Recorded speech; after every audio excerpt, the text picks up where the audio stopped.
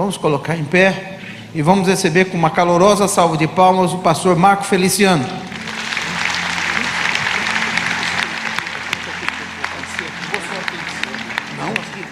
Mais uma vez eu cumprimento os irmãos com a paz do Senhor.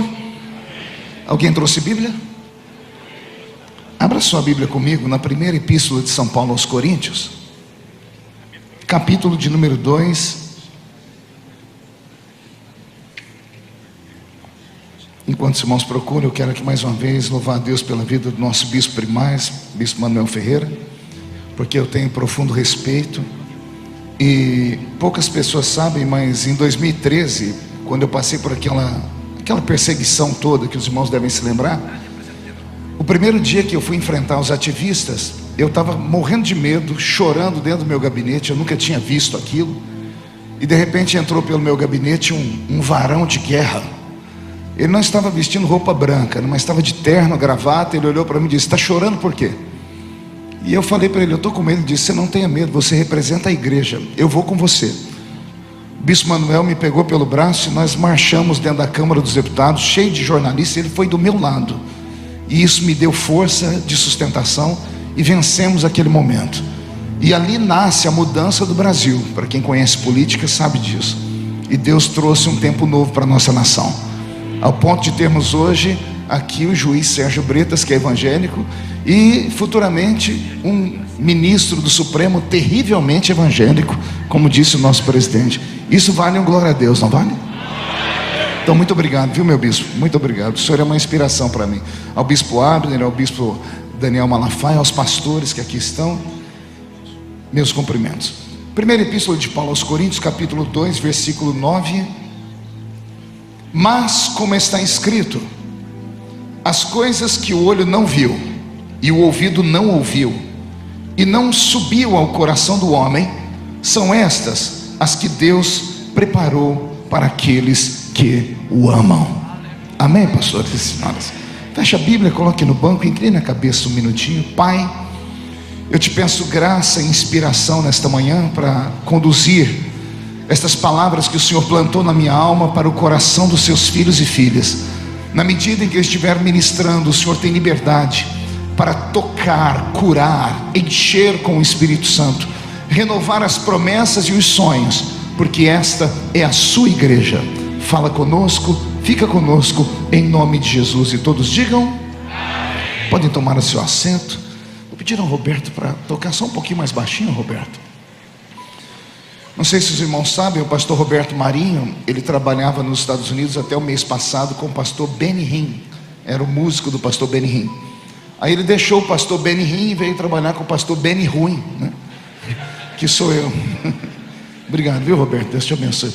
O deputado Otônio, eu não sei se ele ainda está aí, um grande amigo. A igreja está muito bem representada. É um debatedor por natureza, é dinâmico. E de vez em quando ele leva o plenário à loucura lá, né? Ele joga fogo, eu tenho que ir lá apagando, né? Graças a Deus. Queridos, eu pensei muito no que falar aqui nesta manhã, e eu quero aqui pedir licença para, ao invés de trazer um estudo bíblico para obreiros, para pastores, trazer uma mensagem expositiva, uma mensagem do coração do pregador para o coração dos pregadores e pregadoras que aqui estão. O texto que eu li é um texto muito conhecido, muito usado inclusive em cultos de avivamento, por aqueles que ainda acreditam no carisma, nos dons do Espírito Santo. Afinal de contas, esta é a Igreja Assembleia de Deus, e nós nascemos nesse fervor e neste fogo santo. E eu estava me lembrando que o apóstolo São Paulo, quando ele escreve a carta aos Coríntios, tanto a primeira quanto a segunda, ele não escreve a carta porque ele está animado, porque ele está feliz, porque ele está com saudades. O que motiva o apóstolo a escrever essas duas cartas foi um encontro repentino em uma das suas grandes viagens missionárias. Estava ele dentro de um barco, e ele é reconhecido por alguém que se aproxima dele, segundo os historiadores, e esta pessoa se abre a ele dizendo assim: apóstolo, eu sou da igreja de Corinto, igreja que o Senhor plantou há 20 anos atrás. A primeira carta aos Coríntios é escrita 20 anos depois que a igreja de Corinto estava estabelecida, estava criada, estava de pé. A segunda carta tem exatamente 9 meses de diferença da primeira carta, uma gestação. Então, 20 anos depois que a igreja de Corinto está fundada, o apóstolo Paulo se encontra com um membro da igreja de Corinto, e o encontro é aquele encontro de saudosismo. A pessoa relata ao apóstolo que ela é da cidade de Corinto, que o pai cresceu ouvindo o apóstolo pregar, e diz o historiador que o apóstolo Paulo faz uma pergunta então àquele membro da igreja de Corinto que o encontra na viagem missionária. E a pergunta é muito direta, e ela é assim: como vai a igreja de Corinto?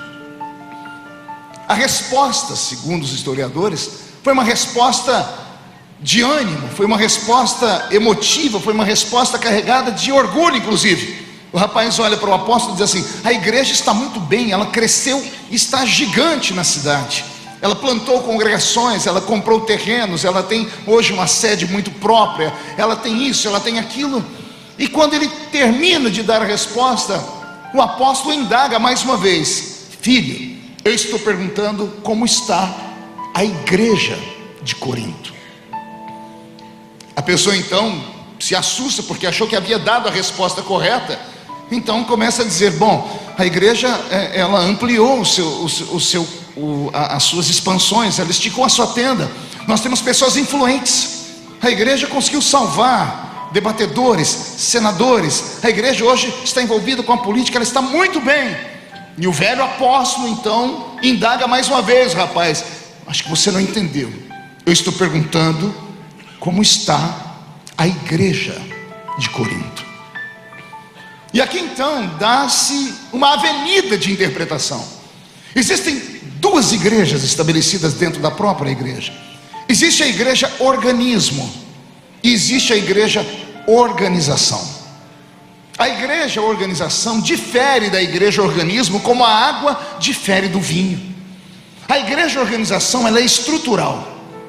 Aqui no nosso país, por exemplo, ela precisa de CNPJ, e ela precisa que alguém responda por ela, alguém que pelo português mais chulo é chamado inclusive de dono de igreja. Eu me lembro quando fui registrar, Bispo Manuel, a minha igreja, e lá estava a Igreja Evangélica Assembleia de Deus, Ministério Catedral do Avivamento. Então um escrivão perguntou para mim: quem é o dono da igreja? Eu disse: é Jesus de Nazaré. Aí ele falou para mim: você tem o CPF dele? O RG dele? E eu fiquei todo sem jeito, meu querido Alexandre, fiquei todo sem jeito. Disse não. Ele disse: não, eu preciso de alguém que tenha documento aqui no Brasil, alguém que responda por ela, porque se houver um processo, quem é que vai preso? Quem é que se responsabiliza pelos erros, caso aconteça? Então eu entendi que de maneira muito profana, a igreja como organização depende única e exclusivamente dos homens. E às vezes a nossa briga é simplesmente por ela, pela placa, pela estrutura, pelo nome. Mas o velho Paulo não estava perguntando sobre a igreja organização, ele estava perguntando sobre a igreja organismo. E o que é a igreja organismo? Ela é individual, ela recebe um nome que às vezes não é pomposo como a Assembleia de Deus, às vezes é só Maria, José, João, Antônio, Marco, Manuel. Esta é a igreja organismo, a igreja viva, a igreja que respira, a única que tem valor para o Salvador. Porque quando aquela trombeta tocar, lembra dela ainda ou não? Aquela que o apóstolo Paulo diz que, dada a palavra de ordem, o mesmo Senhor descerá do céu com alarido, voz de arcanjo e trombeta de Deus. Os que morreram em Cristo ressuscitarão primeiro, e depois nós, os vivos, seremos transformados e arrebatados seremos, e estaremos para sempre com o Senhor Jesus nos ares. Esta é a igreja do arrebatamento. Esta é simplesmente singular, individual, é o organismo. E muitas vezes ignoramos o organismo.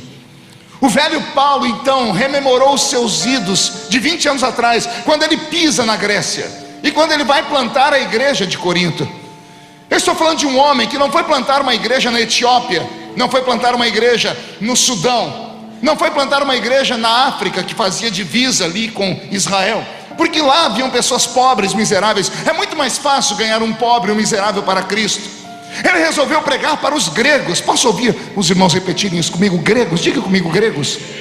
Mais uma vez: gregos. Isso é para entrar na nossa alma. O velho Paulo colocou dentro do coração dele que ele levaria o evangelho para um grupo de pessoas que ninguém gostaria de evangelizar, porque eram arrogantes, porque eram bonitos, eram inteligentes, eram ricos, eram sábios, faziam parte de uma civilização que deram para o nosso tempo presente, inclusive para o nosso ocidente, um dos seus 3 pilares, que é a filosofia grega, ao lado do direito romano e do moral judaico-cristão. São os três pés que sustentam o pensamento do ocidente. Paulo vai pregar para os gregos, e pregar para os gregos só há uma maneira: ele tem que ir com uma força muito mais forte que a que os gregos têm. Tanto que na segunda carta, parece que depois que ele escreveu a primeira, alguém mandou uma carta elogiando ele, dizendo: me lembro quando você pregou aqui, a sua cultura, a sua sabedoria, a sua palavra. Aí Paulo escreveu a segunda carta dizendo assim: não, quando eu fui ter convosco aí na Grécia, nada do que eu vos falei foi em sublimidade de palavras de sabedoria humana, mas quando eu preguei para vocês, eu preguei debaixo da unção, eu levei revelação, eu levei poder de Deus, eu levei graça e unção. A igreja de Corinto, portanto, foi fundada debaixo de uma glória e uma graça tão grande, que eu, como pentecostal, o meu sonho era pastorear uma igreja como a igreja de Corinto. Uma igreja tão poderosa que todos os membros da igreja, durante o período em que Paulo era pastor, eram cheios do Espírito Santo. E eu não falo aqui por mera retórica. Imagine uma igreja onde todo mundo era profeta, ao ponto de no culto Paulo ter que parar um pouquinho e dizer: gente, calma, todos podem profetizar, mas cada um a seu tempo, porque um estava profetizando aqui, levantava outro profetizando ali.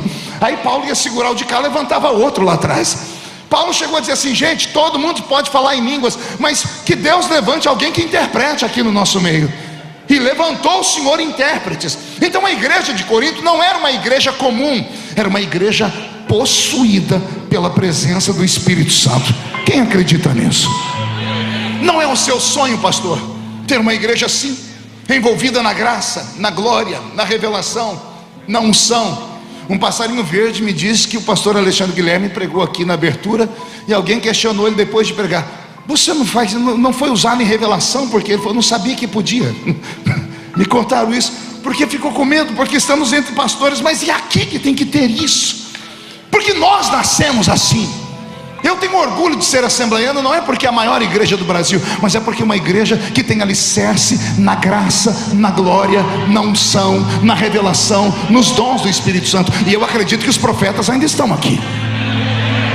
Às vezes o que nos atrapalha como obreiros, e permita aqui fazer o meia-culpa, porque eu também sou, porque o que nos traz ao altar, porque aqui só tem evangelistas, missionários, missionárias e pastores, então esse puxão de orelha vale para nós. O que é que nos tira do meio do povo e nos coloca no altar? É porque alguma graça diferente o pastor viu em nós. O fervor, a vontade de evangelizar, a vontade de trabalhar, a honestidade, o serviço bem feito à igreja, a alegria. Ninguém consagra um pastor simplesmente por consagrar, se consagra porque ele tem características, e principalmente as espirituais. O que nos traz ao púlpito é exatamente o fogo pentecostal, o carisma, a glória. Só que aí acontece um fator inverso. Uma vez que somos vistos porque nos destacamos por causa dos talentos, dos dons, da honestidade, do bom serviço prestado, uma vez que saímos do meio do povo e subimos ao altar, parece que acontece uma metamorfose esquisita. Porque a gente que pulava e gritava lá, agora já não pulamos nem gritamos mais aqui. Aliás, até sentamos e fechamos o rosto. Tem uns obreiros que a gente olha para eles, parece que foi batizado num pote de vinagre. E uma vez eu perguntei, porque eu me lembro quando eu fui consagrado, Bispo Manuel, eu sentei no púlpito da igreja, presbítero, né? E quando eu dei o meu primeiro glória a Deus, daquele que arrancava tatu da toca e sabiá do toco, o presbítero Olaide me deu uma cotovelada na costela e disse: o que é isso, menino? Eu falei: eu estou dando glória a Deus. Ele falou: agora você é obreiro. Eu disse: o obreiro não pode dar glória a Deus, não. Ele falou: agora você é referência. Eu falei: mas eu sei que eu sou referência, por isso que a gente fica no altar. E eu aprendi que o fogo começa, não ouvi, o fogo começa é no altar. Aí com o tempo eu fui ficando daquele jeito que tinha que ficar, como a igreja mandava. Passei a cruzar a perna, passei a botar um óculos na ponta do nariz, cruzar, alguém pregava, eu ficava daquele jeito. Eu comecei a me fantasiar de algo que eu não era, porque eu não era aquilo. O que me trouxe ao altar foi a visão que eu tinha dos homens que lá pregavam, daqueles homens que me estimulavam a andar com os pés na terra, mas saber que a minha mente estava dentro do céu. Eu não sei se você acredita, mas Deus ainda é o mesmo, e o Senhor ainda pode voltar a nos usar. Eu ouvi aqui o nosso juiz falar sobre a quantidade de pessoas doentes. Eu sei que a população aumentou, mas o número de doentes aumentou muito mais do que o número da população. Por que será? Será que nós, como obreiros, não praticamos mais a velha fé de orar pelos doentes? Não praticamos mais a velha fé. Eu não sei vocês, mas eu caminho pelo Brasil afora. Nos últimos 10 anos, Bispo Abner, eu notei que diminuiu o número de pedidos de oração no altar. Os crentes não mandam mais pedido de oração. Pergunte para mim por quê. Só falo se todo mundo perguntar. Porque os crentes têm Unimed, tem um plano de saúde. Eu me lembro que quando era lá da Vila Tatu, no meio da roça, de noite, porque não tinha hospital nenhum, quando adoecia alguém, os crentes agarravam os seus filhos e iam lá para a casa do presbítero Ovidio Ramos. Chegava lá um negro alto de 2 metros de altura, a mão parecia uma raquete de tênis, cortador de cana. Ele abria a porta e disse: "O que foi? Nós trouxemos meu filho para o senhor orar, porque a Bíblia diz que se o presbítero orar com óleo, Jesus vai curar." Não tinha óleo vindo de Israel. Pegava gordura de porco, banha de porco, untava a mão e botava a mão na cabeça da criança e dizia: "Em nome de Jesus está curado, pode levar embora." No dia seguinte a vila inteira estava em polvorosa. O que aconteceu? Seu filho estava morrendo. O presbítero da Assembleia de Deus orou e Jesus curou. O meu corpo está arrebentado aqui, porque eu sei que nesta manhã Deus está falando conosco, que cada um de nós somos agentes de transformação, de graça e de glória. E se tem alguém que concorda, dá um grito daquele que empolga até o coração do pregador.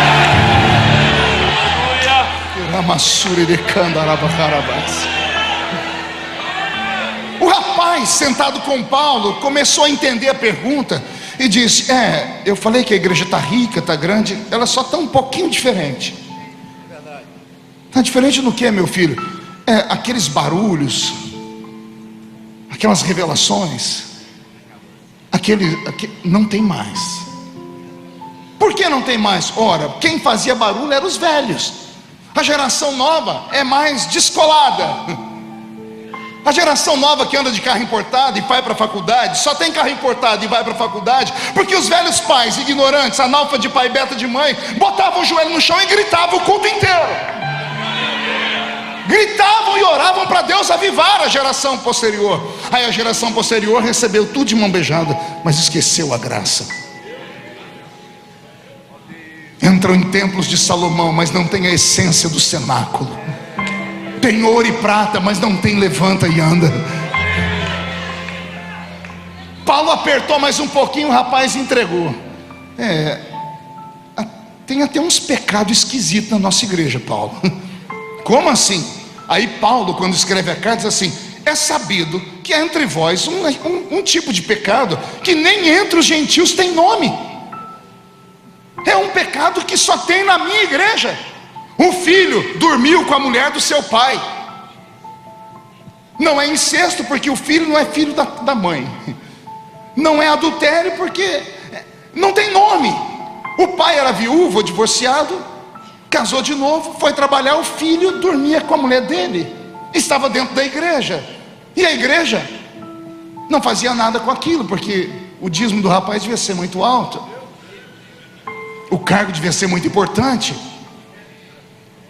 Então Paulo mandou uma carta para a igreja de Corinto dizendo assim: quando eu plantei vocês, eu não plantei vocês com sabedoria humana, não plantei vocês com autoridade humana, eu mostrei para vocês que o Cristo é maior do que Zeus, que o céu, a Nova Jerusalém, é maior do que o Olimpo, e que a graça de Deus se revela quando os homens se esvaziam de si mesmos e se enchem do Espírito Santo. E isso incumbe em santidade. E o Espírito Santo não entra mais na igreja de vocês aí em Corinto por causa dos erros que vocês praticam. Deus sabe que todos são seres humanos passíveis de erros. Para isso existe o sangue de Jesus. Para isso existe a confissão dos pecados. Para isso existe o sacerdote orando pela alma. Mas ao ponto de não corrigir mais, ao ponto de terem medo do quê? Quem sustenta a igreja não é homem, é o Senhor.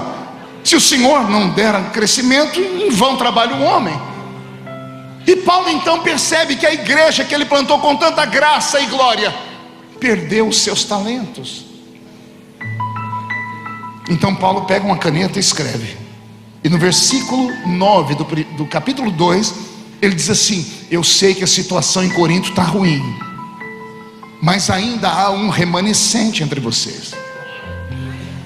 E graças a esse remanescente, diz o Senhor, aquilo que os olhos não viram,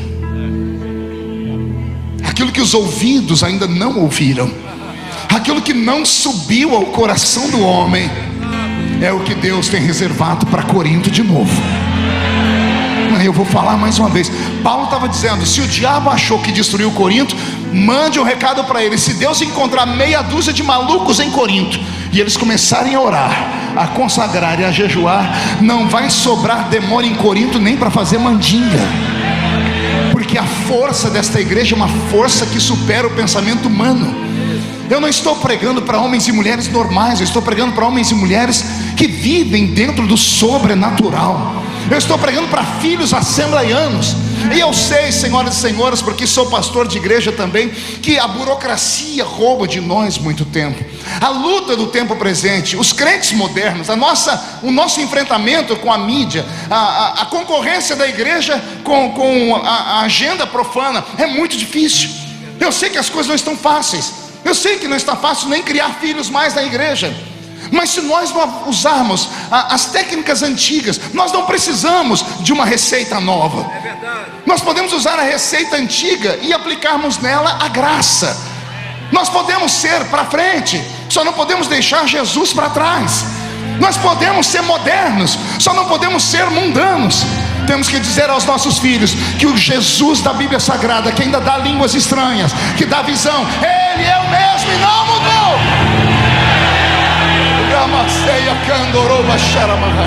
Eu quero encerrar só contando um testemunho, Bispo Avery. Beto, manda a música para mim. Há 1 ano e 4 meses atrás, eu tive uma experiência que mudou a minha casa. Eu, pastor de igreja, pregador, deputado federal, tudo comigo vai para o Jornal Nacional. Vocês já viram aí, minha luta é um pouquinho pesada. E às vezes isso desanima. Sou ser humano. Eu tive depressão profunda. Minha esposa teve depressão profunda e contraiu uma doença chamada síndrome do pânico. Só Deus sabe por quais vales passamos. E eu nunca parei de pregar, Bispo Abner. Eu fico em Brasília terça, quarta e quinta pela manhã. Quinta noite, sexta, sábado, eu saio para pregar. 2 vezes por mês eu prego na minha igreja onde eu pastoreio. E às vezes na semana me reúno com os obreiros. Essa é a minha vida sempre. Eu estou deputado há 9 anos. Eu nunca parei porque eu fiz uma promessa. Eu falei, eu não vou para a política não vai perder, ou a igreja não vai perder um pastor, a política vai ganhar um profeta. Esse sempre foi meu pensamento. E eu lutei por isso, isso custa caro. Há 1 ano e meio atrás eu estava sentado lá na minha cama, era um sábado de manhã. Eu falei, finalmente consegui descansar um fim de semana. E eu estava lá mexendo no celular quando eu recebi uma visitação. Eu não sei se vocês ainda acreditam que Deus visita. Sabe aquele arrepio, aquele temor do nada. E eu ouvi o Senhor falar aqui dentro de mim: como estão as suas filhas? E por um momento eu pensei nas minhas filhas. Eu tenho uma de 24 anos, uma de 18 e uma de 16. E eu moro numa casa grande, cada uma fica trancada no quarto, adolescente. Peguei o telefone e liguei para uma por uma. Falei, tá tudo bem, tá tudo bem, tudo bem. Desliguei. Daqui a pouco dobrei o joelho e fui orar por elas. E o Senhor falou para mim: você já falou de mim para suas filhas? Eu falei, elas me vêm pregar. O Senhor disse, não, você já contou as suas histórias para suas filhas. E o Senhor falou comigo, você falou do Deus da sua infância para suas filhas. Eu fui tomado pelo Senhor. Liguei para elas de novo e insisti, papai quer orar com vocês. Elas deixaram o que estavam fazendo, entraram no quarto. Eu disse, só que eu não quero orar aqui, eu quero que vocês vão orar comigo no monte. Ela, como assim, papai? De noite? Eu falei, não, agora. Mas agora, 1h da tarde, sol quente. Eu falei, exatamente. Mas por quê? Eu falei, porque eu preciso mostrar para vocês onde tudo começou. Olharam uma para a outra, uma combinou, outra não queria, daqui a pouco resolveram. Liguei para minha esposa e disse, as meninas querem ir comigo no monte. Fomos todo mundo para o monte. Chegamos lá, não é monte, lá no interior de São Paulo não tem montanha, é uma clareira no meio do mato lá. Aí eu cheguei lá, 1h30 da tarde, falei, foi aqui que tudo começou. Sentei elas no banco e contei a história de como Deus pegou um cortador de cana e colocou ele onde ele está hoje. Falei para elas que eu cresci ouvindo presbíteros que não sabiam falar direito. Congreguei em igrejas que tão pequenas eram que não tínhamos instrumentos, não tínhamos som, não tínhamos nada. E cresci ouvindo profecias que saíam de vasos de honra. E todas elas se cumpriram para a honra e glória de Jesus. Quando eu terminei de dar esse briefing, pastor Abel, eu disse, agora nós vamos orar. Cada uma ajoelhou, as minhas 4 mulheres. Quando eu fui ajoelhar, o Senhor falou comigo, você fica de pé. Você vai orar pela sua família e defender sua casa. Eu entrei numa oração de guerra, como há muito tempo não tinha orado. Começamos a orar, era 2h30. Eu terminei de orar, era 3h30, 4 horas. Eu estava suado. Eu gritava, eu esburrava as árvores. Eu gritava com o diabo dizendo, na minha casa não. E eu reivindiquei a minha família. Eu disse, Senhor, eu prego há mais de 30 anos, preguei em mais de 80 países do mundo, e eu ganhei e ajudei filhos de crentes pelo mundo inteiro. Eu não quero perder as minhas filhas e a minha casa. E depois que eu orei desse jeito, eu desabei em pranto. Eu caí e chorei muito. As meninas levantaram, vieram, me abraçaram e choraram comigo. Foi um momento de comunhão muito lindo. Quando eu terminei aquilo, eu falei, agora nós vamos orar para ir embora. E a minha filha mais velha, ela era o meu desafio. A minha filha mais velha, embora seja linda, não sei se alguém me acompanha nas mídias sociais, já deve ter visto, a Karen é linda, mas ela sofria, ainda não está sendo gravado, né? A minha filha sofria com uma doença psicológica chamada disfunção de imagem. Ela olha no espelho e vê uma coisa feia. Ela ficou 1 ano e meio sem colocar os pés na rua. Dei o melhor carro que ela queria no aniversário dela. Ela andava na cidade com os vidros do carro fechado, botando um insufilme no carro para ninguém vê-la. Eu não consegui entender o que era. Esse psicólogo não resolveu, ninguém resolveu. Uma timidez sem tamanho. Aí eu falei, Jesus, eu preciso de um sinal de que o Senhor está aqui. Aí eu falei para minha filha mais velha, Karen, você pode fazer essa oração, filha? Pedi para ela fazer uma oração, era pedir para morrer. Ela tímida, inclusive com a família. Ela olhou para mim, começou a chorar e disse, o Senhor me ajuda, pai? Ei, é o pastor Marco Feliciano que está falando. Ajudei seus filhos. E a minha filha pedindo oração para orar. Me ajuda a orar, pai? Eu falei, te ajudo, filha. Ela agarrou a minha mão, abre, e começamos a orar. Ela orava e parava e chorava. Uma palavra, orava e chorava. Daqui a pouco essa menina deu um grito. E ela disse assim, Deus do meu pai,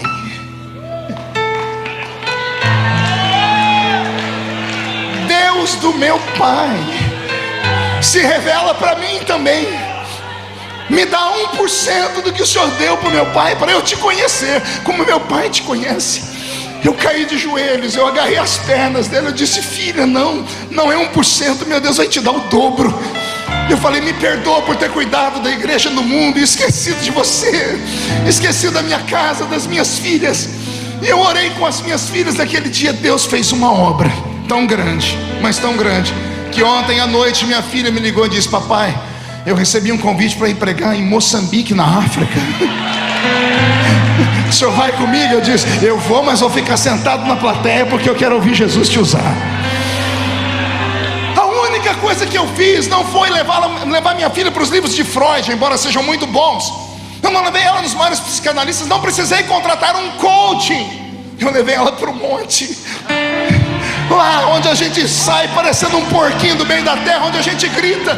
E ainda tem crente, esses crentes que são extremamente importantes, acham que quem vai em monte é tudo maluco, desequilibrado. Aliás, eu acho que a gente é maluco e desequilibrado mesmo. Porque o que Paulo está falando para a igreja de Corinto é um princípio de loucura. E eu encerro aqui. Paulo está dizendo que Deus ama quem é esquizofrênico.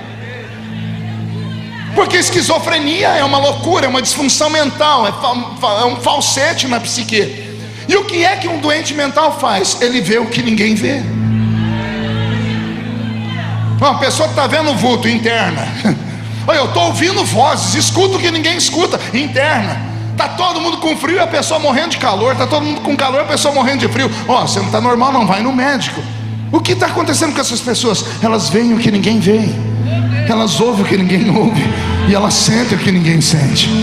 Eu acho que Deus tem um pacto com os malucos aqui nesta manhã. Que esta palavra te encha de fé. Que quando você sair desta convenção, você entre na rua da sua casa e determine aos demônios que mandam naquele quadrado que lá tem dono. Que você é embaixador do reino de Deus. Você tem imunidade diplomática. Onde a planta do seu pé pisar, Deus te dará por herança. Eu profetizo a falência do império das trevas no estado do Rio de Janeiro. E profetizo que na rua da sua igreja, da sua casa, não ficará Zé Pilintra, Zé Pilantra, Chucaveira, Tranca-Rua, Preto Velho. Haverá um reavivamento e a glória de Deus vai possuir a sua igreja. E se você crê nisso, dê um grito de glória a Deus. Fique em pé e vai glorificando o nome do Senhor.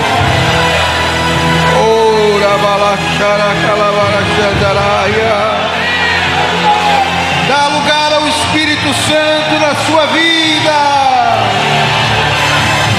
Oh, aleluia, aleluia, aleluia, aleluia. Oh, racalabachandarabassuriandaraia. Oh Deus, oh Deus.